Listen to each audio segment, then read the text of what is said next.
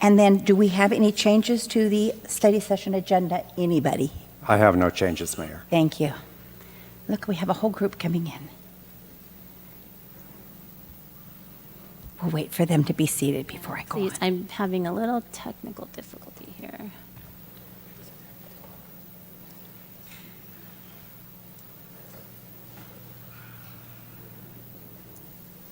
You let me know when you're ready.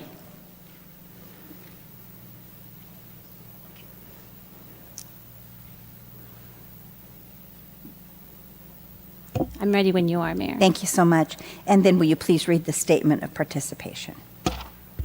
Public comment is the opportunity for members of the public to comment on items that are within the City Council's jurisdiction but not on the agenda.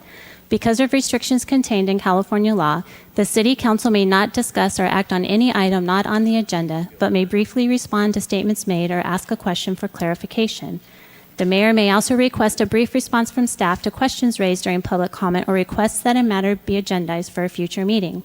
Public comment will be limited to 3 minutes. If you are a member of the public and you wish to address the City Council, please complete a request to speak form available at the entrance and submit it to the City Clerk. You will be called upon at the appropriate time. If you have materials or other items to present to the members of the City Council, please do not approach them. All materials shall be presented to the City Clerk for distribution. And I do have a couple of speakers. First speaker is Alan Cavallo. Good afternoon, Mr. Carvalho.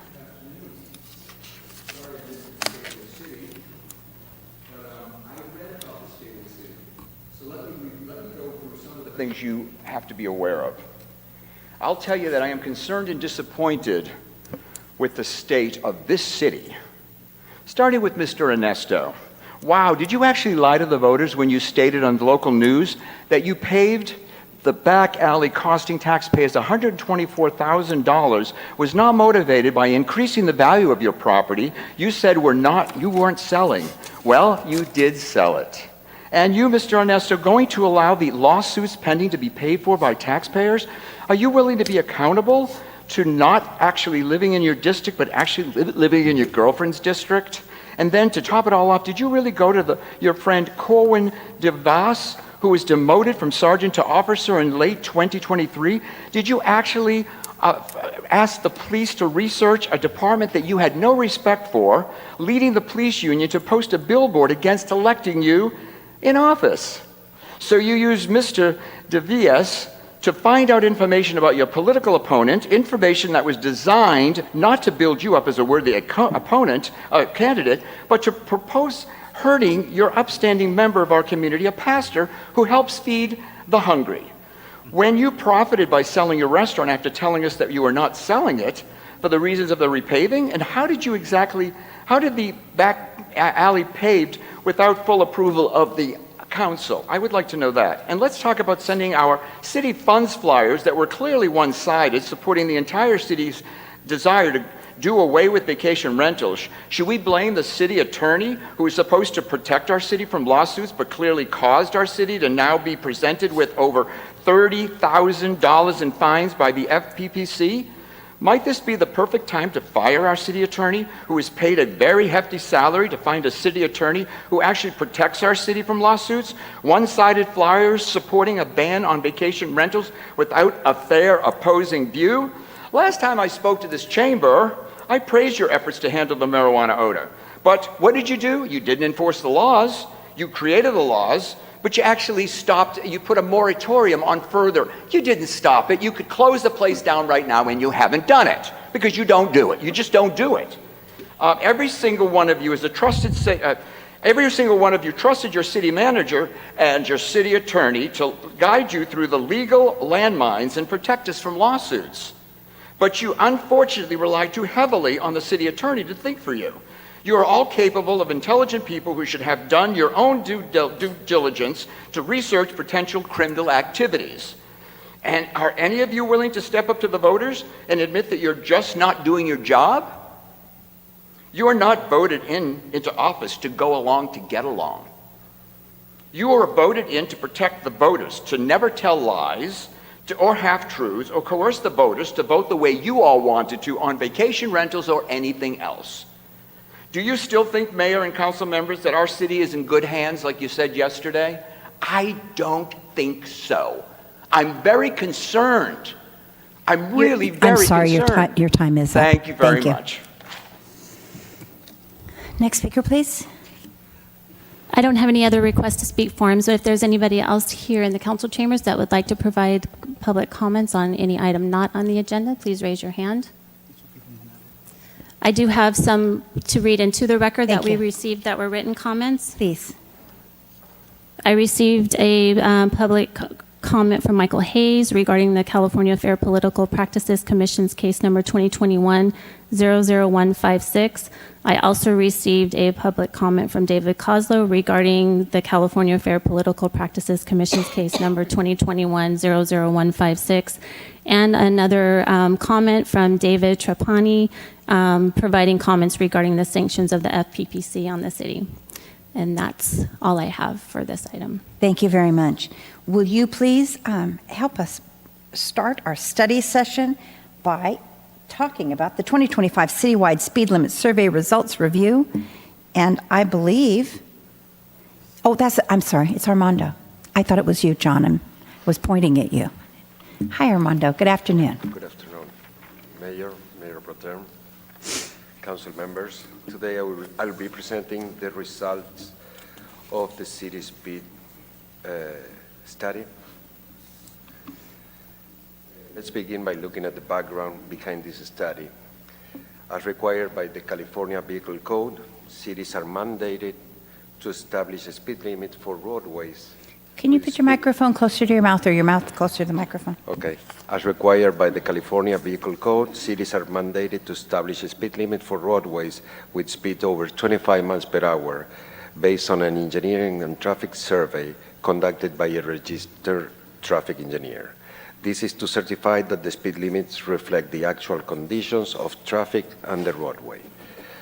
The traffic studies must be updated every 5 years unless there are no significant changes in road conditions and traffic patterns, in which case an extension to up to 7 to 14 years can be granted.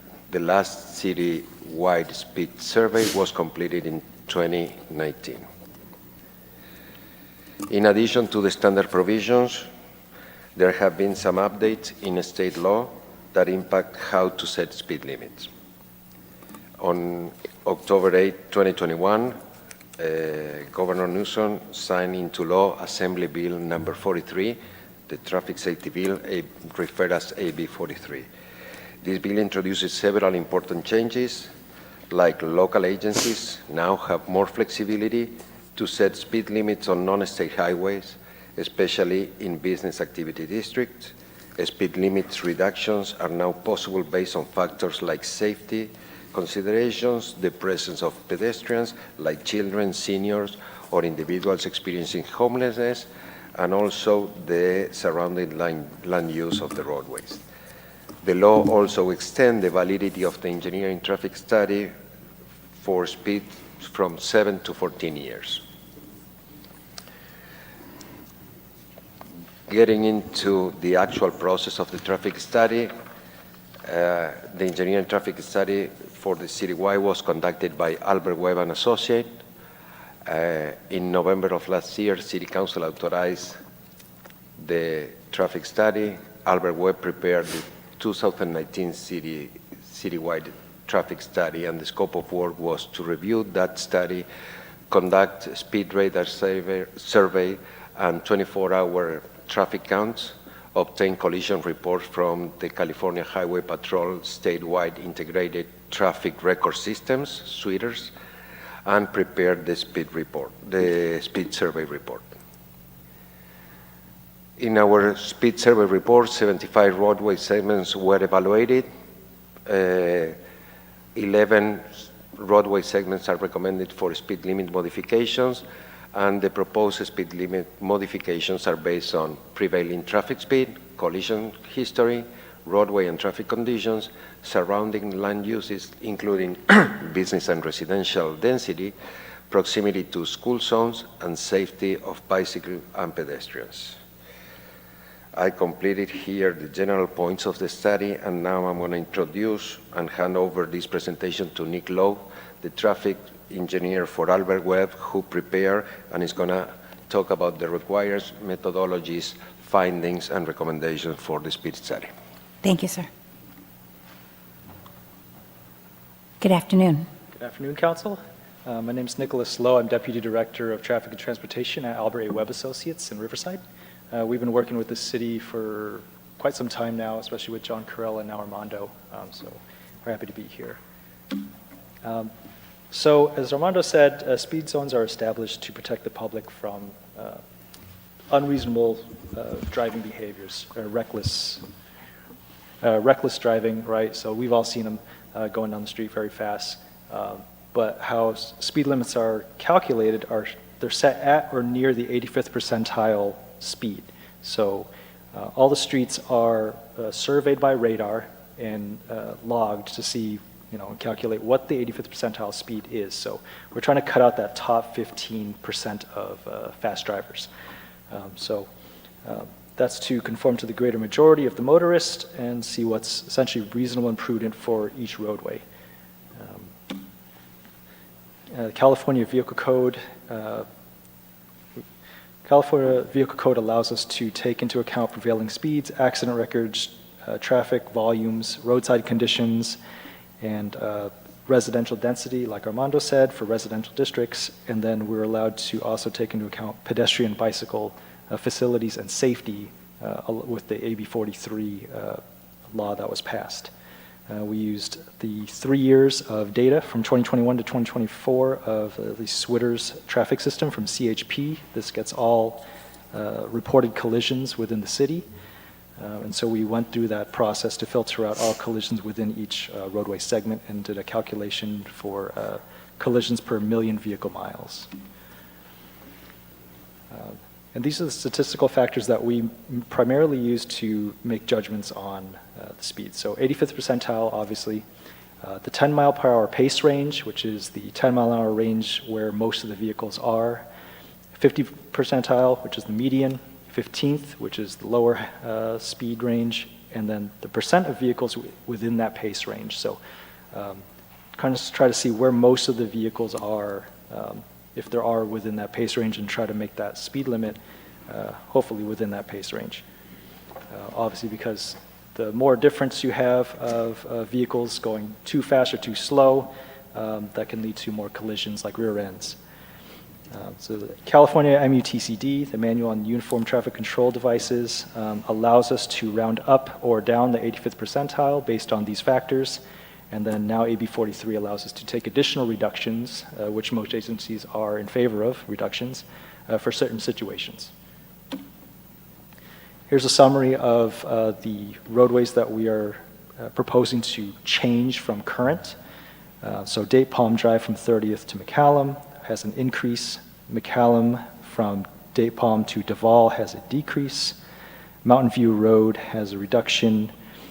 Palm Drive from the 10 to Varner has a reduction. Ramon Road from Date Palm to Numa has a reduction, in addition to Numa to Duval. Santoro from 30th to McCallum has an increase. Varner from West City Limits to Edom Hill Road has a reduction. Whispering Palm Trail from 30th to McCallum Way has an increase, and then 30th Avenue from Date Palm to Santoro has a reduction. So I'm going to go through these one at a time to kind of show our methodology and our analysis, and to kind of show how we came up to these. And should we be holding questions, or should we question as you go through some of these? Armando said that you guys can ask me questions whenever you'd like. Oh, all right. Thank you. So. Well, get ready. All right. So Date Palm Drive, we have a proposed increase from 30th to McCallum. Currently, there's no street parking. It's 6 to 7 lanes with a median.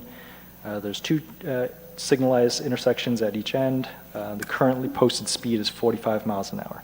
However, during the speed survey, it came out to be a 54 mile an hour, 85th percentile speed, with collisions, 3 collisions in the last 4 years, and calculated 0.2 accidents per million vehicle miles, which is significantly lower than the state average, which I believe is around 1.5 for these kinds of roadways. So we looked at the speeds and obviously at the surrounding segments. To the north is 55, to the south is 45. And so using the MUTCD, we're able to round down that 54 to a 50. And then that's what we are recommending that posted speed limit to be.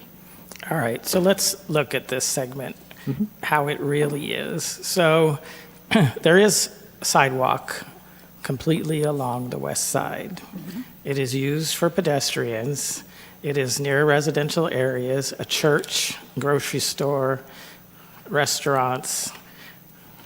There is a sidewalk only on the east side where it's developed, but on the west side, there's a sidewalk that goes all the way down.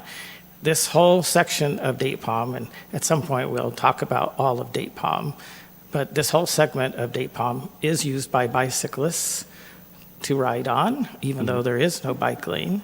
It's ridiculously fast, set artificially by the city early on, so people have gotten used to driving fast on it. But it is, and the undeveloped areas you see, we've already approved projects to go in this coming year, including a Grocery store. a I've been grocery involved with those as store, well. an apartment complex Big on one. one side, and it'll get a signal, which I'm sure one would argue, well, that might trigger a new speed study, although we don't always do speed studies very quickly after we do those types of improvements. So to me, out of the chart of changes, this is the most out of whack with reality to propose to increase this from 45 to 50.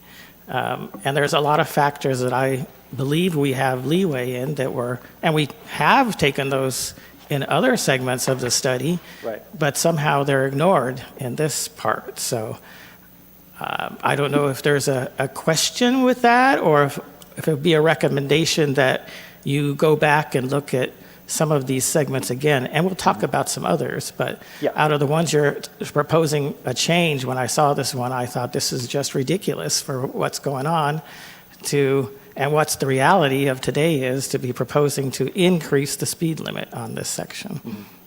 Right, so the speed here and using the data provided, that 10 mile an hour pace range is one of the most important ones that we use. So the pace range for this segment is 44 to 53 miles an hour, with 66% of the vehicles within that pace range.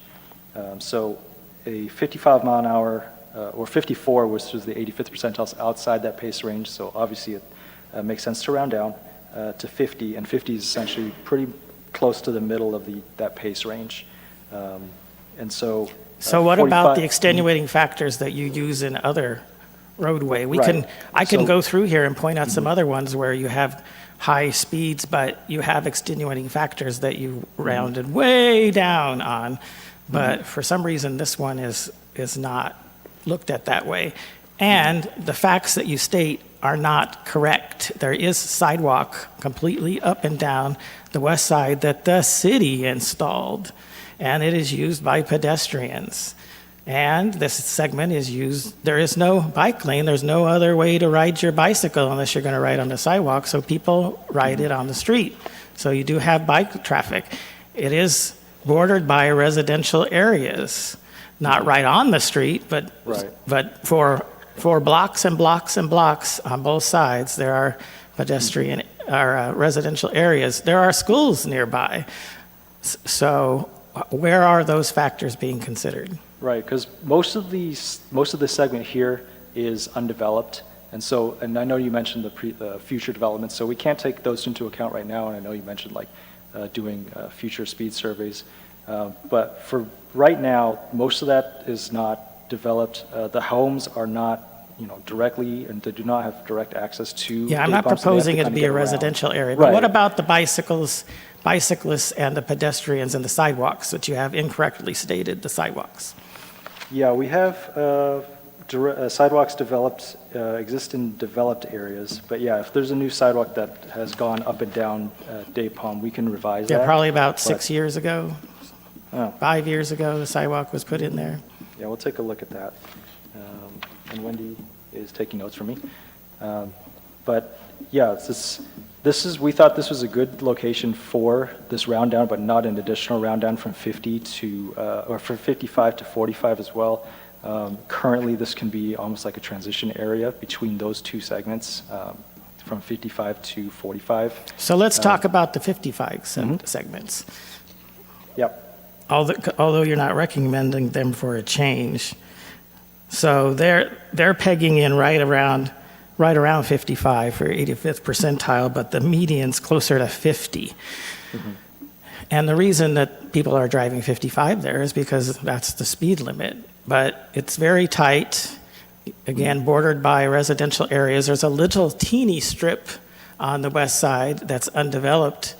That's got its own issues why it's undeveloped. But other than that, you've got a residential neighborhood. You have streets exiting out of that residential neighborhood onto Date Palm, people making left-hand turns, people making right-hand turns, the poor garbage trucks having to try to make left-hand turns and right-hand turns since we have Burtec in the room. And yet we're keeping those at 55. And my understanding was these changes in the laws since the last speed study was done was supposed to take other factors into consideration. And some of the other factors are there is a sidewalk on the west-hand side. Your study says there is no sidewalk on either side, but there is a sidewalk on the west-hand side. The city installed it. So that area is used for pedestrians. There are schools along 30th. Bicyclists use it when they come It's so fast down. on the There's street. nowhere else to go, so they ride down this 55-mile-an-hour segment. I haven't seen him in a while, but there's this guy with all the recycling on his bicycle. You guys, Yeah. I'm sure Ernesto's seen other people up in the travel that area, seen him. He's driving up and down in this 55-mile-an-hour. So I was so happy when Sacramento changed the law because some of these streets that are ridiculously fast and are safety issues, I thought we would be seeing some recommendation to reduce. So I also think you should look at those two 55-mile-per-hour segments from Vista Chino down to 30th. And I think is that two segments or one? That might just That's be one segment. Vista Chino to 30th. So, and you need to review that and apply some of these other factors in. If you drive northbound on the road and you look off to the right, you're going to see crosses out there in the desert. Why are there crosses out there in the desert? I think one of them was actually an unfortunate shooting. But there's crosses out in the desert because cars occasionally catch air, hit the curb, catch air, and flip over along there, and people have died. So I know you look at the accident factor and say, oh, it's not as bad as the state's average, but it is a dangerous section of roadway. It is ridiculously fast. It's something that the city created way back when that area wasn't developed, but there's been a lot of infill development. It's way busier now than it ever was. We have development coming in that area. That area that's between Vista Chino and 30th, it's a development problem. And part of the development problem is if you come to the city as a developer and you say you want to build in that area, the city's going to tell you, well, you can't, we're not going to allow, for safety's sake, we're not going to allow any more entrances and exits off of Date Palm because the traffic is way too fast right there. So you're going to have to build an alley down the back of your property, and you're going to have to come off of one of those side streets and onto the alley to build there because the traffic is way too fast on Date Palm. It's too narrow. It's just way too dangerous to make additional entrances there. So we're going to make it very hard for you to develop that area. And then we wonder, as years go by, why that area is not primed for development. It's right there on Date Palm off of the freeway. We created the issue. I think this is the time, using these factors that the law now allows, is we need to correct these. We need to reduce those to 50 miles an hour. To me, the numbers there clearly show that that's reasonable, and it would certainly improve safety in that area. So I also ask that you re-examine that area, looking at the sidewalk, looking at the pedestrian and bicyclist use, and try to see if it's justified to make that segment 50 miles an hour. Yeah, we can take a look at that. Obviously, we can only use the data that we do have, like the survey and stuff, so we can't really use like a past survey saying, oh, it was 55, from several surveys ago. We can use the previous one, AB 43 allows for that, but that's also 55. But yeah, we could take a look at these and see if we can apply those factors to it. I do recommend to not go too cavalier with these factors. Have seen other cities do that, and I've read their reports. And, they I are agree very, with you. a I little don't think bit, a drastic change is Or like probably blanket needed, changes. but I think that what we're seeing happen as far as infill development, increased traffic in that area, and the bicycle and pedestrian use in that area, which we promote all over the place. So right. it would make sense that segment go to 50, and the segment that you're proposing change from 45 and raise to 50. That should stay at 45, and that would make that whole segment of the roadway much more. The speed limit is much more realistic to what is actually happening there, which includes not just cars, but includes pedestrians and bicyclists. Right. Okay, yeah, we could take a look at that. Obviously, we can't radar survey a bicycle, but yeah, definitely we'll include that and take a Well, look one at thing those is segments, you're saying there's no sidewalk there, and that's clearly not correct, so. Right. Okay, yeah, we can update that. Okay, thank you. Thank you. Please continue. Okay, all right. Okay, McCallum Way, from Date Palm Drive to Santoro Drive, we are reduction for the segment. Currently has a posted speed of 30 miles an hour. It's a 2-lane roadway with no bike lanes. It's essentially just residential commercial areas. There's a school on the north side of it as well. Pardon me. 85th percentile came in at 32 miles an hour, one collision in the past 4 years, and using both the rounding down and because it does qualify as a residential district, we recommend to reduce this to 25 miles an hour. Okay. Excuse me, is there a school at the end, toward Landau? I believe it's elementary? Yeah. What's in front of the? I'm McCollum Way. There's a. No, I was going McCollum all the way to Landau. That's on 30th. I apologize. My mistake. Got you. Okay. Okay. Next segment is McCallum Way from Santoro Drive to Duval Drive. Similar to the last one, 2 lanes, no median, posted speed of 30 miles an hour. The evaluation came up with a 36 mile an hour 85th percentile with no collisions in the past 4 years. It does qualify as a residential district. And so just looking at that, we recommend to keep reduce the speed limit to 25 miles an hour. So it does qualify as a residential district, and it also does continue from the other segments as all 25s. So I agree with this reduction, but I wanted you to, for further discussion on other segments, I wanted you to articulate, well, what qualifies it as a residential district? So a residential district is defined in this California Vehicle Code as having 13 fronting residential properties on one side of the street within a quarter mile, or 16 fronting residential properties in a quarter mile on both sides of the street. Okay, so having them on one side, as long as they're of that density, does qualify? Correct. All right, thank you. Mountain View Road from the city limits to Varna Road. This is a pretty short segment, but it was included, so we just maintained it. Posted speed was 55 miles an hour, 2 lanes, no median, so a pretty fast street on the north side of the city. 85th percentile came in at 84 with no collisions. We chose to round this down to 50 miles an hour. You are approaching Varna Road, especially going southbound, which is a T intersection, and I do know there has been a history of collisions at that intersection in the past. What So is we that chose to round segment? this How down. long is that segment you're wanting to reduce? Oh, it is I mean, to me, it's just brown. not very long. I can pull that up. Is it a quarter mile? Is it a half a mile? What is that? Yeah, it's not very long, but it does curve, I think, where it goes, it's to Edam Hill, right? To where the garbage trucks turn off, so. Yeah, it's a No. quarter Road mile. up there. Yeah, but it's Mountain View, oh, it's past Edam Hill, I see. Right. So, John, maybe you just know that answer. That'd be about a quarter mile. Yeah, quarter Thank mile. you. Palm Drive from I-10 to Varner Road, currently 4 to 5 lanes with a median in some areas, bike lanes on both sides, posted speed of 60 miles an hour. And most of it's vacant. There is a commercial area there. I believe that's Paul.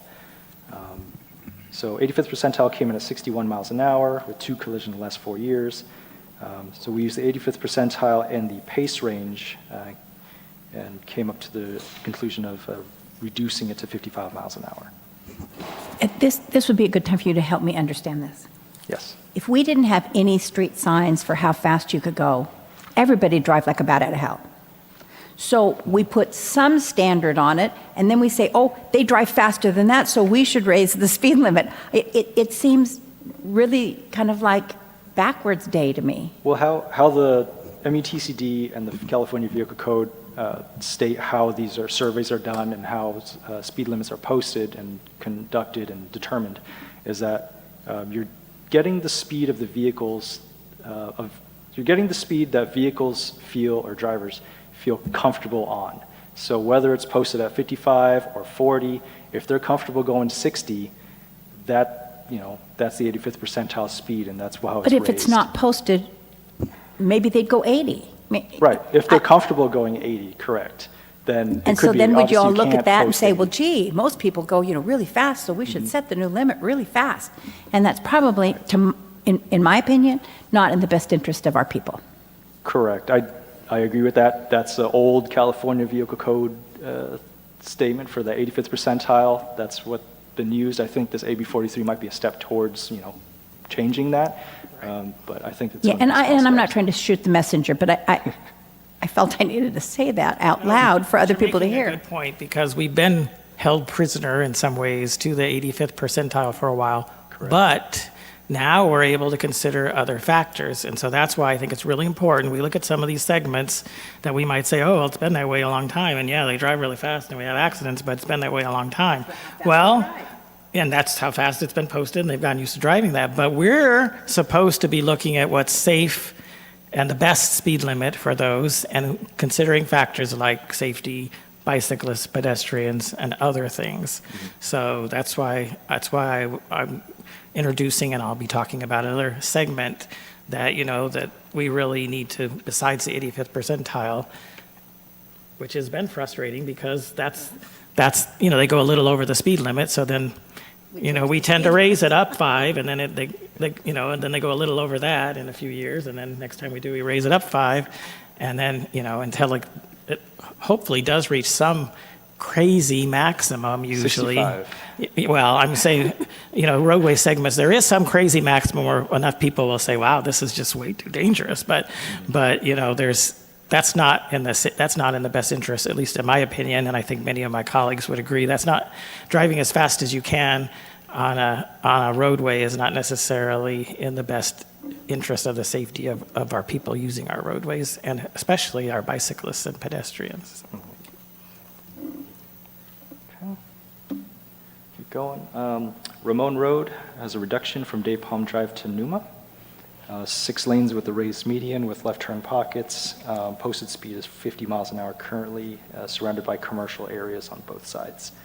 85th percentile came in at 47 miles an hour with 2 collisions in the past 2 years. So we use that to round down to a 45 mile an hour speed limit.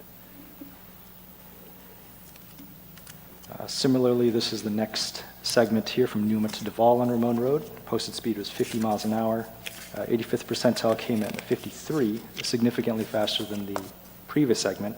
But to have a good transition and continuity of speed between all these segments, we chose to use the 85th percentile plus the newly revised California Vehicle Code section for AB 43 to reduce it to 45.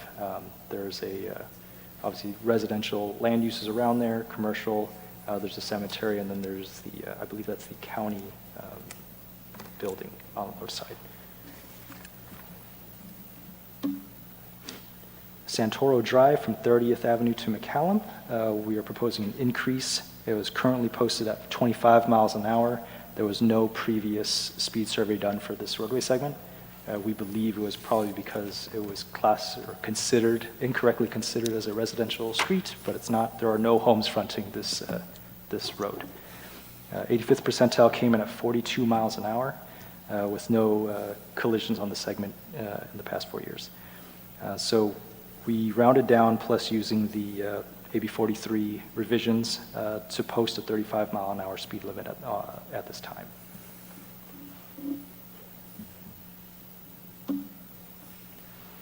Varner Road from Palm to Edom Hill, we are proposing reduction from 55 to 50. 2 lanes, no median, and there's just vacant land surrounding the street. 85th percentile came at 52 miles an hour with no collisions on the segments. And so we're recommending 85th percentile rounded down to 50 miles an hour. And then Whispering Palm Trails from 30th Avenue to McCallum, we're proposing an increase. It's currently 2 lanes, 1 lane in each direction, no bike lane with street parking. It's currently posted at 25 miles an hour. Surrounding land uses are residential, but they are not, it's not considered a residential street since almost none of the homes are fronting. So it doesn't get that automatic 25. Now, on this particular street, Yes.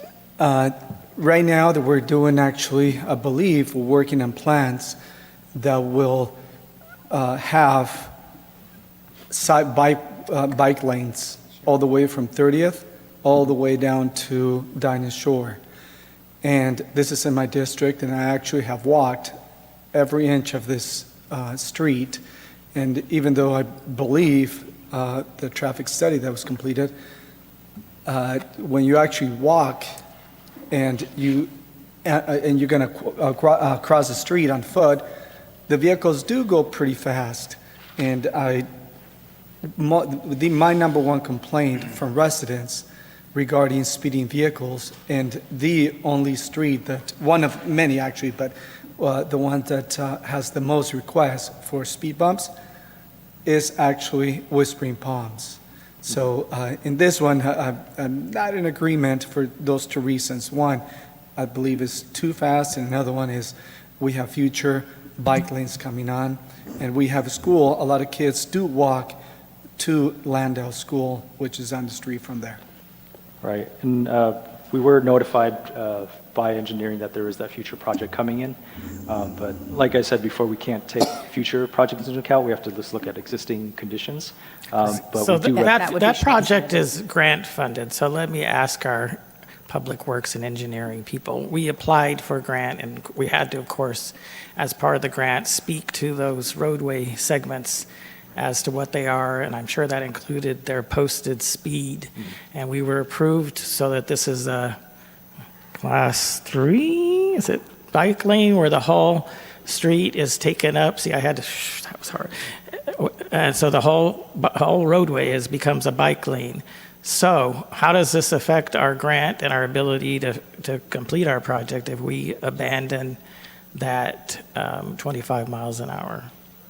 Mayor Pro Tem, I believe that's bike sharing, so that even makes it tighter, I think, because it's not a designated. Yes, well, and when we applied for it, I think we said that these segments were all 25 mile an hour segments. So it seems odd we would look at changing them. The speed survey doesn't affect the grant. And what Nick is saying is like, this is the speed recorded at this moment. In the past was 25 miles per hour. Because it qualifies as a residential segment. What we're being told is, well, we can use the 85th percentile, and what your council is questioning is, well, what's the wisdom in that when we're about to convert it into a bicycle lane? The study, we cannot consider the future project. But you can consider that it's a residential neighborhood, and you could keep it at 25. If it is in the past, in the 2019, if it is in the 2019 traffic study, we can determine that we can maintain that Right, speed. if it was in the previous traffic study. If it is in the previous traffic study, lanes have been added, it can be maintained. we can maintain the speed. If it's not listed in the If previous it's not traffic- in the previous traffic study, it's still a residential neighborhood by definition. No, the the homes along this section of Whispering Palm Trails do not front Whispering So Palms. you're saying to be a residence neighborhood, the homes have to front the roadway? Correct, which is usually a driveway, access directly to the street. So most of these homes have access to the side streets, so that does not qualify as a 25 mile. Yeah, it's All very. right. Well, I'm hearing, this one, I know that people do drive faster because there are no driveways onto it, and so often there are very few cars parked there, but there are some parked in this section. So I find when I'm driving on this segment, my car wants to automatically go a little faster than 25, and I have to tell it not to. So I can see where this, looked like a good candidate for change. But as my colleague points out, this is about to become a bike lane. So I think that we should probably be trying to keep it at 25 until we see how that works out. And if we have some other legal method to do that, I think we should consider doing that. Let me just add, and Nick, this is where you come in.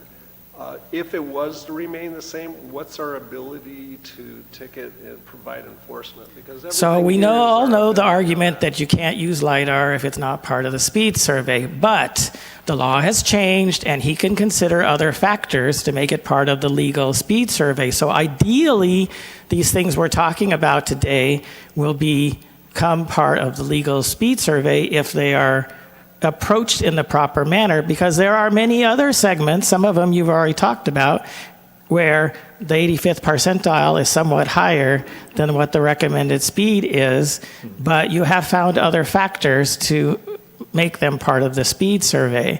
So I appreciate what you're saying, but I don't want to go there because we've all been, well, most of us have been through a speed survey before, and we know that that's the ultimate. The council can't do whatever it wants, because if it does, the police can't use their LiDAR in that area, and speed enforcement without LiDAR is quite difficult, and so we would hate to take that tool away from our police officers. That's why it's really important for the speed survey to reflect the actual circumstances and to use the areas where we have discretion to make the speed survey correct so that we can continue to use LiDAR. So, okay.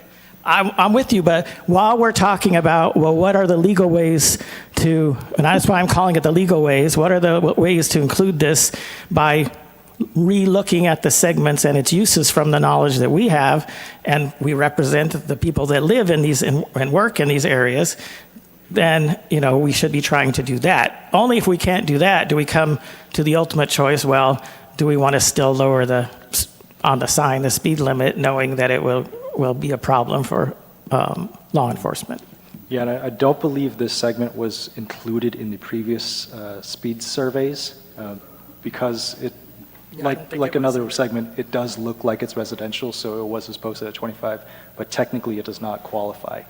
So we're not allowed at this time to, use the previous or posted current. So let me ask you, there was a tragic accident at the corner of Whispering Palms and McCallum, and that caused the city to be able to, I think, get some money and put in some special signs and those types of things. Are those types of accidents taken into consideration, or should they be taken into consideration for this type of a review? So the collisions that we are looking at are within the segment, not at intersections, because intersections there's all kinds of other factors. So we just look within the segment. So if there was a collision at the intersection of McCallum, let's say there was a pedestrian crossing or something like that, that would be not included in the collision reports. Okay, so playing off of that a bit, let's kind of in our minds go back to Mountain View Road, which is, across 10 there, and you talk about how many collisions. How the heck would you know? It's out in the middle of nowhere. It doesn't have really strong police. Unless somebody called the police most likely would not just wander past you. How do you have any idea how many collisions there are? Well, that's just like if there's a collision, like especially like a runoff road or rollover. If there's a bad collision. Right. If But someone that's not just the same ran as off the just road collisions, and it's like, oh, because and you're they went using back that as on. part of your evaluation. It's how many collisions. And now we're saying that they're only bad collisions. No, it's only reported collisions within the segment. So if someone, was speeding. Vendors, they probably wouldn't. Right, if someone didn't report it, it doesn't go into the system and no one knows about it, then there's no way to tell. There's no way to include it. So Switters gets all the data that's available, including property damage only. So if someone does have a fender bender and does report it, it gets included in the system and we can get it. If someone runs off the road by themselves, has a little oopsie and just keeps going, So one more knows. remote our roads are, the less accurate the survey becomes. Is that what you're indicating? No, not necessarily. Just if people don't report collisions or damage, then But they're going to be less likely to in a more remote area than they would be inner city.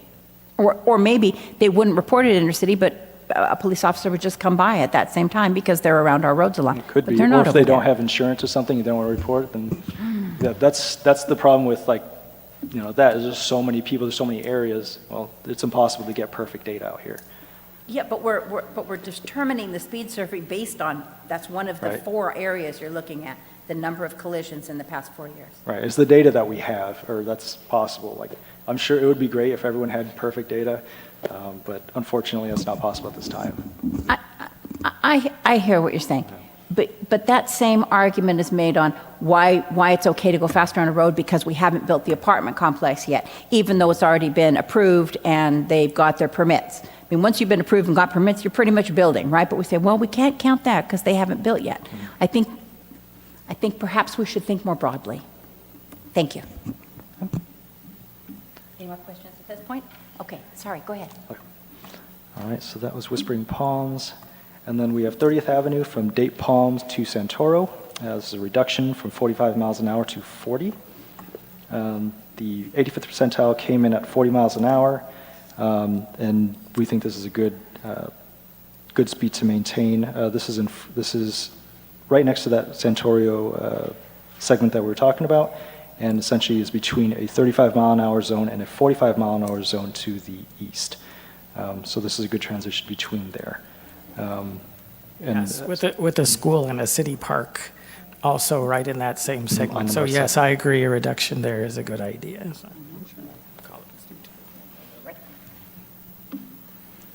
And that's it, and then I'm going to hand it over to Armando unless you have any other questions. Yes, I do. Let's discuss Vistachino, if you don't mind, Mayor. All right. So if you would please turn in your book, to the segment on Vistachino. Yeah, Armando tabbed it out for me. It's real nice. So that's good. Armando's leaving right now. It's about 3-50. So Vistachino, again, is one of those streets that was designed and engineered to go fast. And at one time, that was a highly undeveloped area, and it was a little skip off of the freeway headed out to Palm Springs. Interestingly, Palm Springs segments are 50 miles an hour even through the wash, where they have no development, and then along the next sections. But ours have traditionally been 55, and people have been conditioned to driving at least 55 miles an hour in that segment. Yet that segment, again, like the rest, has been built up. It has sidewalks, it has bike lanes, it has residents on one side. On one segment, they're on the south side. The other segment, they're on the north side. Now, the city wisely did engineer it so that there is some extra space in there because they realize that it was very dangerous for people to be getting in and out of their driveways directly onto the street. And I'm not proposing that it be zoned as a residential or be considered a residential area as far as speed limits. But when I look at the median speeds there, I see that people have begun to realize and there are issues there, and so they are slowing down. And it certainly qualifies under the new state law as having mitigating factors: residents, bike lanes, pedestrians, On-street parking. crossings for schools, all of those kind of things. And in fact, the one segment, the 85th percentile, is actually down to 53 miles an hour. So I think that segment is telling us that Palm Springs has the right speed in mind, at least for that.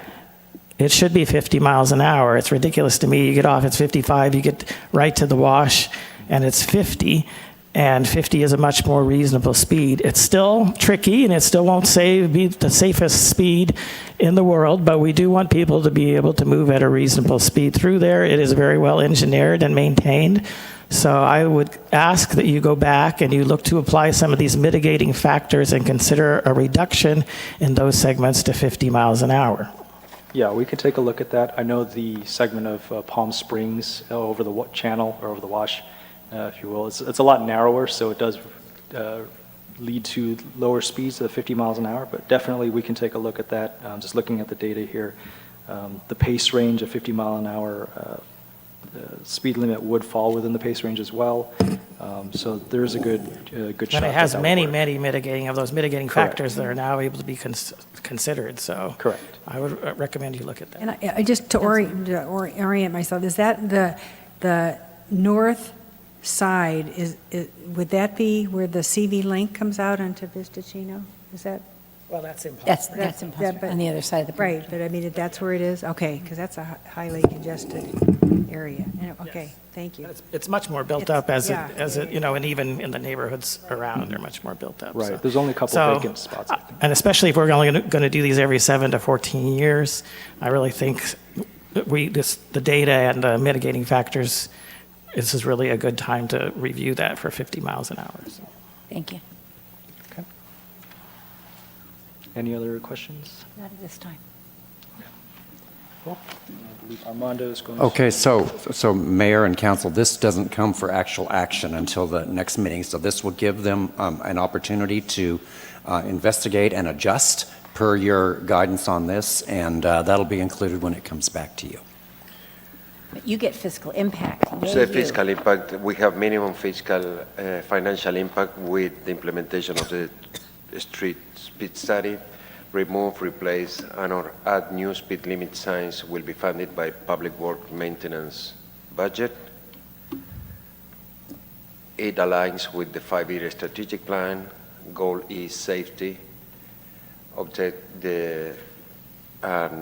action E2. And this presentation is intended for review, discussion, and comments. And the next step will be presenting the speed study with the recommendations from today to the Planning Commission for their recommending for approval. May 28, we will have the ordinance, the first reading of the ordinance, and in June 25th, we will have the second reading and adoption of the ordinance. And that's it for the speed study. Mayor, back Thank to you very much. And thank you for your patience. We don't always bite, but sometimes, it's our people and we look out for them. We're like fierce mama bears. No, I don't live here, but, if my representative said that, I'd be happy. Thank you so much. We appreciate your time.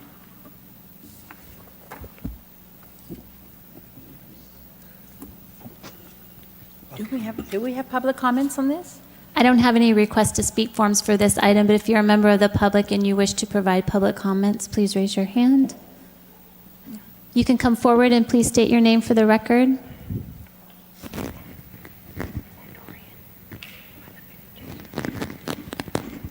Wait a second. Hi, I'm Hello. Joseph Chavez. I live up the road right when you guys are talking about Mountain View and Varner and reducing the speed.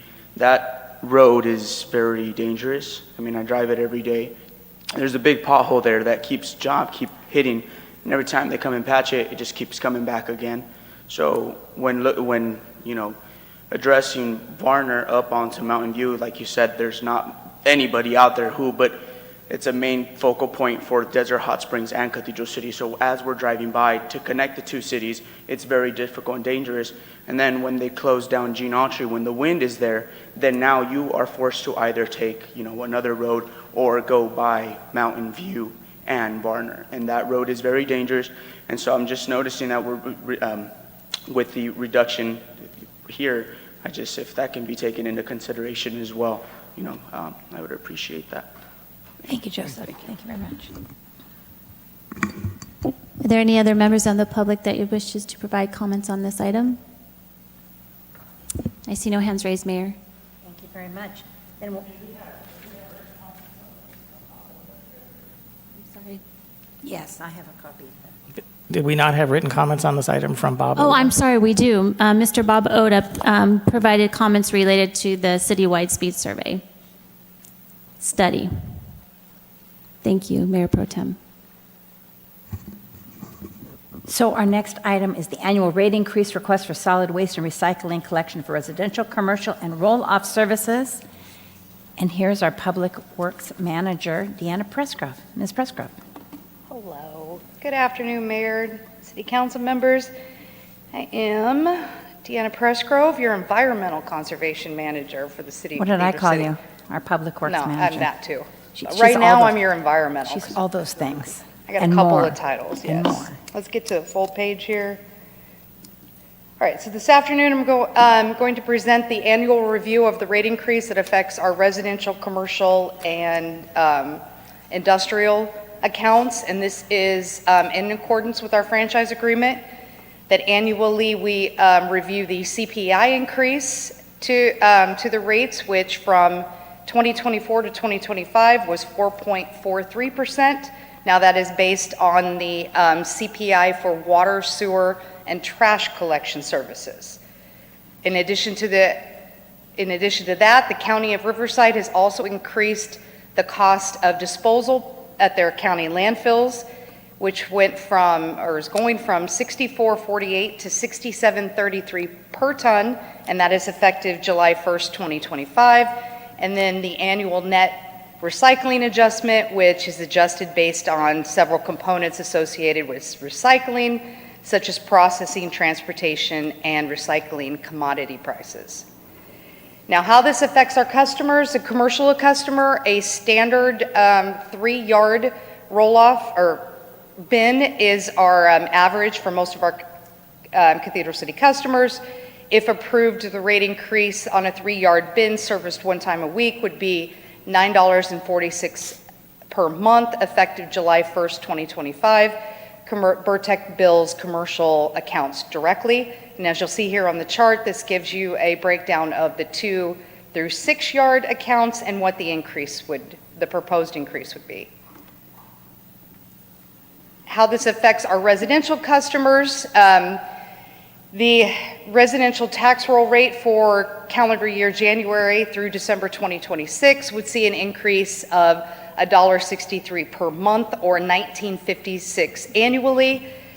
The 226 monthly rate would be $32.43. And a reminder that our residential customers pay for their services on their property tax bill.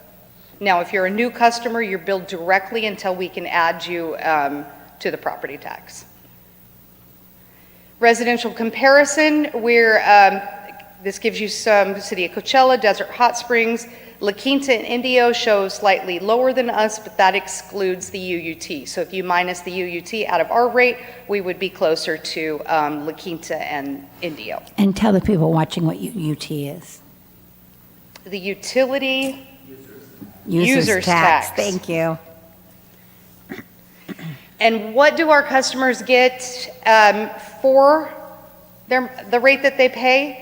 Is curbside collect for residential. They get curbside collection, 1 96-gallon trash recycling and organics cart, a kitchen pail and liner for food waste disposal, and then we also have an additional 1 recycling and organics cart at no additional charge.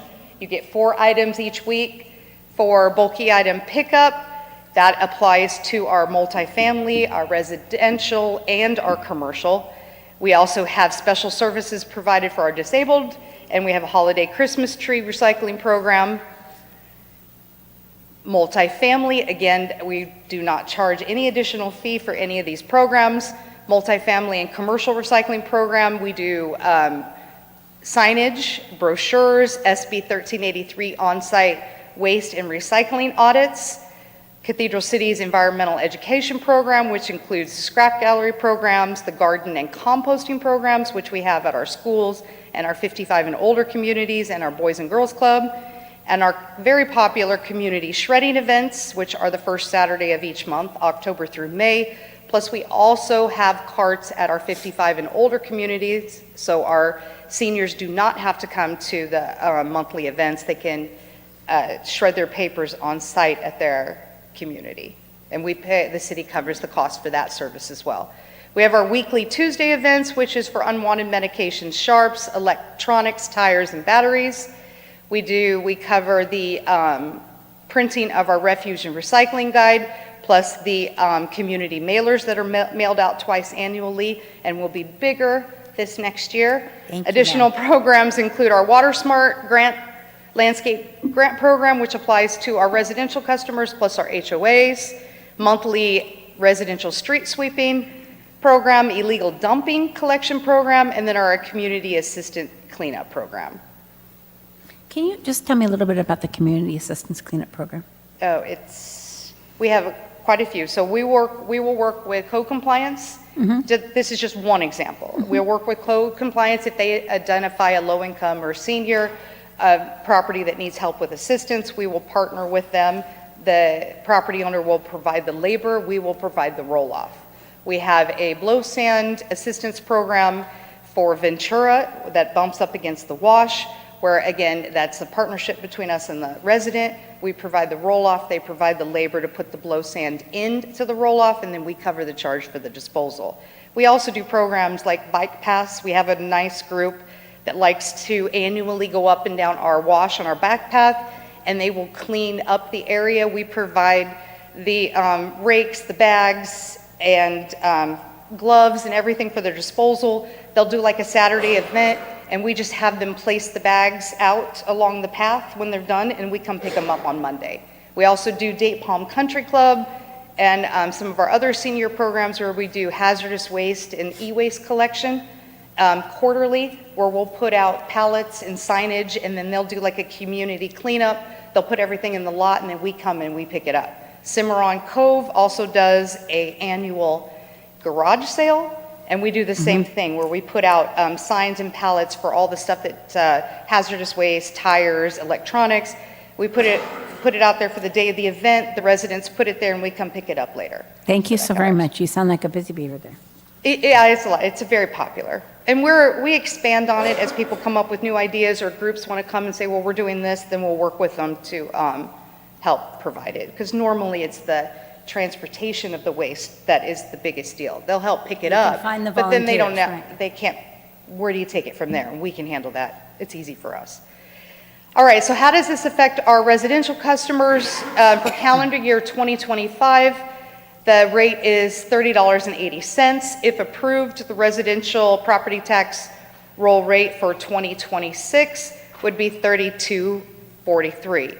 There was Prop 218 notice was mailed out to all Cathedral City businesses and residential customers on April 11th, and to date we've received 3 protests from residential customers, and we will present that at the 28th meeting when we bring this back for final approval. Fiscal impact for the proposed rate increase: there is no impact to the city's expenditure budget for the solid waste services provided by Burtec and the city. Strategic plan, goal C and F, embracing inclusive community and fiscal stability and sustainability. And the recommendation is the annual rate increase request for solid waste and recycling collection for residential, commercial, and roll-off services is presented to the City Council for discussion and comment, and in preparation of us bringing back a public hearing at the May 28th, 2025 City Council meeting. And I forgot to mention that Burtec is here in the audience, so if you do have any specific questions regarding the rates, they are here to answer those questions. Thank you very much. Are they going to give us a lot of trash? Yes. Trash talking? Is that what Yes, it is? definitely. Thank you very much. City Manager, do you have a staff report or anything you'd like to add on this? I don't have any specific additions. Any comments, feedback from today will be incorporated into the proposal. It will be posted as a public hearing. The notices have already gone out to everybody, so it's all teed up for action on the 28th. And I think it's a fairly modest increase, and I think the low volume of responses that they've received probably is attributable to that. Thank you. Anything from council? Yes, yes, no, yes. I saw your hand. We just Oh, that's want a to no. make sure we thank Mike and Clara for coming out and for the work that they do and for being so responsive. And I want to thank Deanna and her team also, because I know if people do have any questions or issues, even if it's maybe something they should have called direct, she's always very happy to go ahead and handle that through her. And I think our residents do appreciates a little concierge service every once in a while, and I know you always give that. And it is important that you have that relationship with the residents, and you do, and it's positive. And like you said, there's probably 1,000 people in Cathedral City that'd be happy to go out and help with this project or that project, but at the end of the day, they don't have a truck. So Right. thank you so much for providing that service. It helps everyone in the city. Thank you. While you're here, do you have anything, not you, them, I'm now pointing that way. Do you have anything you'd like to share while you're here? They're saying no. Okay, all right. Thank you so very much then.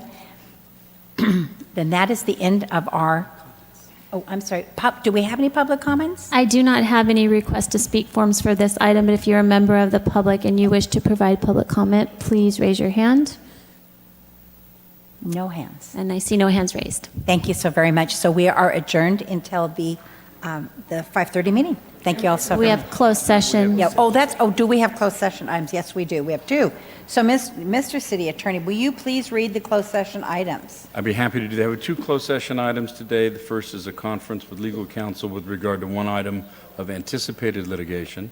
The second item is a conference with legal counsel with regard to one item of existing litigation, and that is Cathedral City versus McCallion et al.